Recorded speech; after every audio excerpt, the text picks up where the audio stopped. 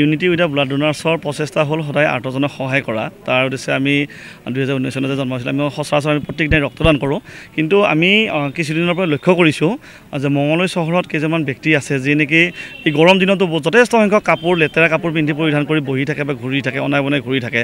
তো তাৰ প্ৰতি লক্ষ্য ৰাখি আমি আমাৰ গ্ৰুপৰ তৰফৰ পৰা তেওঁলোকক অকণমান পৰিষ্কাৰ কৰিব বিচাৰিছোঁ আৰু লগতে পৰিষ্কাৰ কৰাৰ পিছত আমি ডক্টৰৰ পৰামৰ্শ লৈ তেখেতসকলক আমি চিকিৎসা প্ৰদান কৰিবৰ কাৰণে চেষ্টা কৰিছোঁ।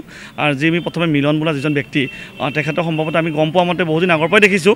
এজন তেখেত দোকানী আছিলে, আমি যিমান দূৰ গম পাওঁ।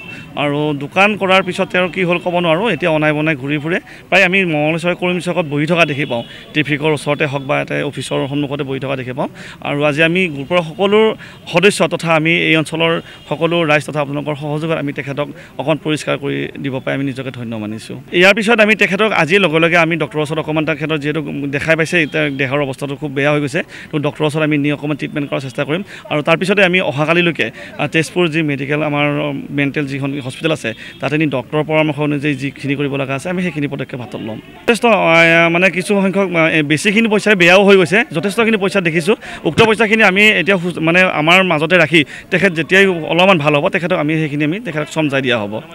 প্ৰায় 8-10 হাজাৰমান টকা হ'ব ইতিমধ্যে। আৰু বেছিখিনিয়ে বেয়া হৈ গৈছে, কিন্তু ভাল হিচাপে প্ৰায় 8-10 হাজাৰ টকা আমি উদ্ধাৰ কৰিবলৈ পাইছোঁ।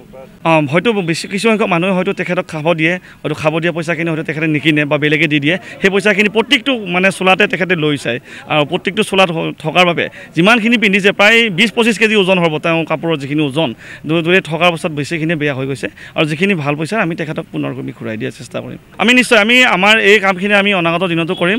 দৰং জিলা নহয়, বিভিন্ন আমাৰ অঞ্চলত যদি আমাৰ এনেকুৱা মানুহ দেখা পাওঁ আমি নিশ্চয় সেইখিনি সহযোগ কৰিবৰ কাৰণে আগবাঢ়িম। আৰু আমি সকলো ৰাইজকো অনুৰোধ জনাইছোঁ আপোনালোকেও নিজৰ নিজৰ জেগাত যদি এনেকুৱাকৈ আছে আপোনালোকে যদি নোৱাৰে আমাৰ সহযোগ লওক। আমিয়ে যে কৰিব লাগিব এনেকুৱা কথা নহয়, কাৰণ তেখেতো এজন মানুহে হয়। গতিকে মানুহৰ জীৱনটো যদি ঘূৰাই দিব পাৰোঁ তাতকৈ আৰু ডাঙৰ কথা একো হ'ব নোৱাৰে।